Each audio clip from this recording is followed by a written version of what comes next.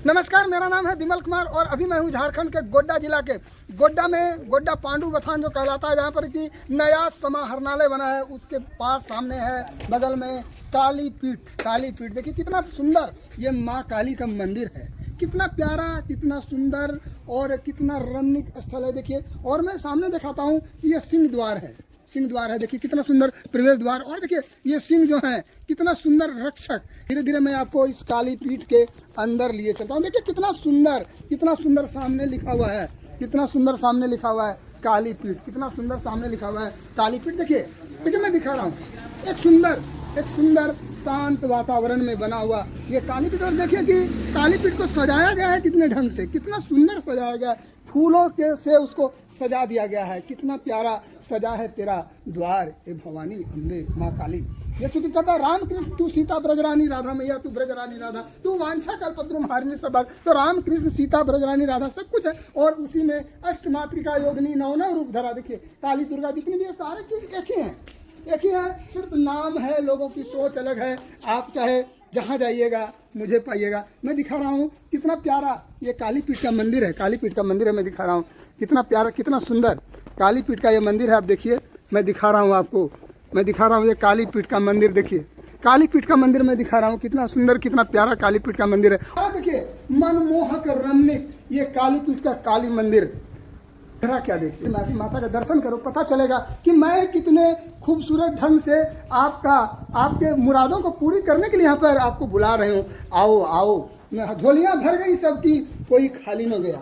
और देखिए मैं दिखा रहा हूँ काली पीठ का ये सुंदर मंदिर। देखिए फूलों से सजा है, और फूल भी इतने सुंदर हैं कि इसमें देखिए मधुमक्खियाँ उसका रसास्वादन कर रही है। देखिए मैं दिखा रहा हूँ ये मधुमक्खियाँ जो है, क्योंकि माता को सिर्फ दिल चाहिए, और ये सारे चीज देखिए कि सारे जीव जंतु पक्षी जो भी कीट पतंग हैं, सारे चीज माता के आशीर्वाद से ही पलते। देखिए मैं दिखा रहा हूँ कितना प्यारा सुंदर ये काली पीठ का ये मंदिर।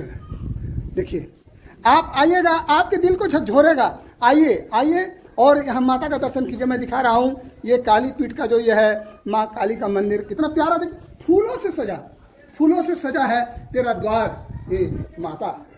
एक से एक खूबसूरत फूल, देखिए गुलाब है सारे। देखिए एक चुन के फूलों को लाया गया है, वो अपने में समाये हुए।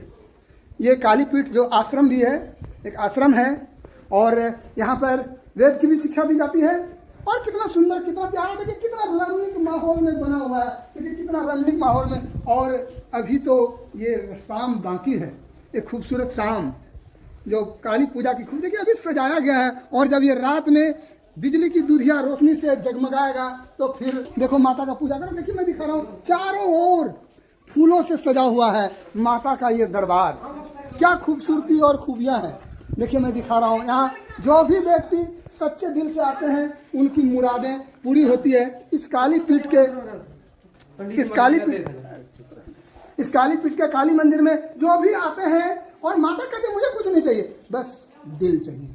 राम कृष्ण तू सीता ब्रजरानी राधा, मैया तू ब्रजरानी राधा, तू वांछा कल्पद्रुम। यहाँ पर सिर्फ मैंने इच्छा करने मात्र से ही उसकी मुरादें पूरी हो जाती है इस काली पीठ के काली मंदिर में। चैनल के माध्यम से आपको भी करा रहा हूँ। और देखिए जो इनकी जो संरक्षिका हैं हमारी दीदी जी का यहाँ पर पदार्पण हुआ है। दीदी जी का मैं अपने चैनल में स्वागत करता हूँ, प्रणाम करता हूँ। दीदी जी आपने इतना सुंदर जो पीठ सिद्ध पीठ जो सिद्धिदात्री माता ये जो इस दरबार का अपने गठन करने का, बनाने का प्रयास किया है, इसकी सोच आपके पास कहाँ से आई?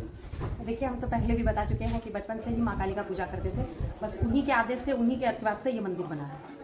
और ये मंदिर कितना पुराना है? ये मंदिर मात्र 2-2.5 साल पहले का है। 2-2.5 साल में मायर इच्छा होते गले किचु होते पारे, कुछ भी हो सकता तुम है। हंसाते जानो, तुम कांदाते जानो, सकली तुम्हारी इच्छा माँ, सकली तुम्हारी इच्छा। और ये बोलिए कि आपके यहाँ पूजा में क्या क्या होती है? देखिए पूजा में हम लोग का मध्य रात्रि 12 बजे से माँ काली का पूजा होता है। जो पहले काली जी का पूजा होता है, अभिषेक होता है, उसके बाद उनका श्रृंगार होता है। श्रृंगार होने के बाद बलि पूजा होता है, हवन होता है, रात में ही सारा चीज़ होता है। दूसरे दिन भी फिर जो है बलि पूजन होता है, और शाम में जो है आपका जागरण है, गंगा आरती है, उनका रखा गया है। और फिर 2 दिन के बाद जो है कब ये प्रोग्राम है गंगा आरती का? 6 बजे शाम में। आज शाम से नहीं, कल शाम में है। हाँ। ये बताइए दीदी जी कि इस मंदिर में क्या बलि प्रथा है? हाँ। क्या तांत्रिक विधि से होती है? और उस बलि प्रथा में हमको उसके साथ और क्या चढ़ाना चाहिए? देखिए, अपना श्रद्धा भाव जो अपने अंदर जो एक जो विकार है, जो घमंड है, जो व्यक्ति को लगता है, अहंकार है, उसका अर्पण कर दीजिए। माँ का पूजा वही विशेष तो वही होता है, पर ये तो एक बलि प्रथा है कि ठीक है बलि चढ़ा, पर बलि तो आदमी अपने अहंकार का देता है। दीदी, ये बलि प्रथा यहाँ पर लाने का क्या कारण है? देखिए, कारण ये था कि जिस काली जी को हम लाए थे, जिनका पूजा कर रहे थे, तो वो शुरू से ही उनको बलि चढ़ाया जाता था। कहाँ से आप लाए थे? जी, हम तो अपना मेरे घर के बगल में काली मंदिर है, तो कहाँ उन्हीं का पर? जयप्रकाश नगर में, तो उन्हीं को प्रणाम करके, उन्हीं का स्मरण करके, क्योंकि बचपन से उन्हीं का पूजा करते थे, बहुत छोटे थे और उन्हीं का पूजा करते थे। अच्छा, ये बताइए कि आप माता के अन्य भक्तों में एक है, कहता है कि राम कृष्ण तू सीता, ब्रजरानी राधा मैया तू ब्रजरानी राधा, तू वांछा कल्पद्रुम हारिणी सब बाधा। मतलब एक ऐसी माता है, ऐसी कल्पतरु है जिसके आंचल के पले जो बसता हो उसको दुनिया में किसी चीज की कमी नहीं होती। और ये बोलिए कि दोनों प्रथा चलाने का क्या कारण है? देखिए, माँ जो है, क्योंकि इनको शुरू से हम माँ ही माने हैं, कभी हम ईश्वर के रूप में नहीं देखे, ये मेरा भाव है कि हम इनको माँ मान करके पूजा करते हैं। पर कुछ चीज़ें होती है जो कुछ जो है कि जो प्रथा चली आ रही है उसको भी लागू करके किया जाता है। जैसे जो चीज़ बलि पूजा हो रहा है या जो कुछ भी हो रहा है वो लागू था, उसको हम लोग। अच्छा, मैं एक प्रश्न पूछना चाहता हूँ, अगर इस प्रथा को लोग बदल देता है तो क्या हो सकता है? बहुत अच्छी बात है, बहुत अच्छी बात है कि इसको बदलना ही चाहिए। लेकिन मन में क्या होता है ना कि जब आप नहीं देते हैं तो बहुत सारी दुविधाएं मन में आ जाती है कि पता नहीं हमको छोड़ना चाहिए कि नहीं। वो जो मन में एक उत्पन्न होता है ना, उस कारण से व्यक्ति नहीं छोड़ पाता। मैं माता को पहले प्रणाम करता हूँ, उनसे क्षमा प्रार्थी होता हूँ, तो मैं इस तरह का प्रश्न कर रहा हूँ क्योंकि ये प्रश्न तो बहुत के मन में होता है। आप नहीं, हम लोग के मन में भी होता है। जब हम छोटे थे तो जब काली माता को वहाँ बलि पड़ता था तो हम पूछते थे कि मतलब ये बलि क्यों चढ़ रहा है, एक बलि जो है क्यों दिया जा रहा है माता को।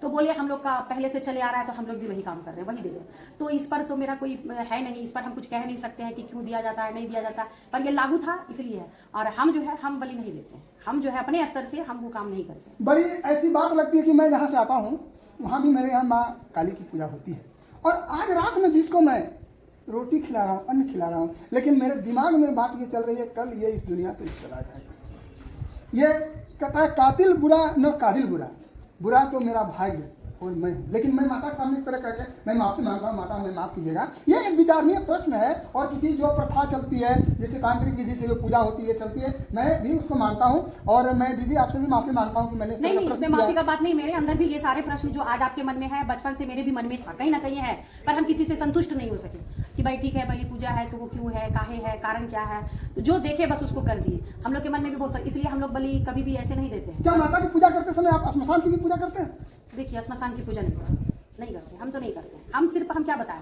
कि देखिए, पूजा का विधि पंडित से करवाना वो एक अलग चीज हो जाता है, आप जो स्वयं से करते हैं पूजा वो एक अलग विधि हो जाता है। मतलब हम जो पूजा किए वो इनको माँ मान करके हम आराधना करते हैं, इनका ध्यान करते हैं, इनको पुकारते हैं, वो मेरा पूजा है। हमने आज तक जो भी कुछ किया या जो भी कर रहे हैं वो बस इनका स्मरण करते हैं और उनके नाम से करते हैं। क्या भक्त की यदि नजर हो, उसके अंदर शक्ति हो, तो क्या कागज के तस्वीर को भी चलता फिरता देख सकते हैं? देखिए, सबसे पहला उदाहरण एक चीज हम देना चाहेंगे कि अगर भाव नहीं है और भगवान नहीं है तो ये मंदिर 2 साल में बनके खड़ा नहीं हो सकता था, किसी के बस की बात नहीं है।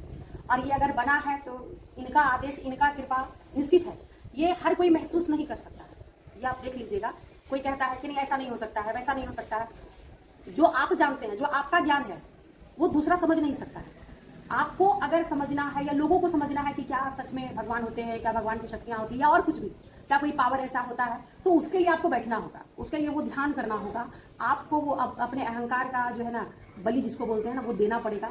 आप उसमें लगिए। मेरा तो मानना ये है कि कर्म और धर्म दोनों एक साथ करना चाहिए लोगों को। धर्म के साथ कर्म का होना बहुत जरूरी है। लोग जैसे होता है कि बहुत लोग पूजा पाठ किए, ठीक है, हम किसी का मदद नहीं करें तो वो पूजा पाठ फिर कोई काम करेंगे। पूजा पाठ वही सफल है जब आप भूखे लोगों को भोजन करा देते हैं, आप किसी का मदद, जो बहुत मुसीबत में आप उसका मदद कर देते हैं, तो पूजा तो पहला वही चीज़ है। और हम इन्हीं से सब कुछ सीखे।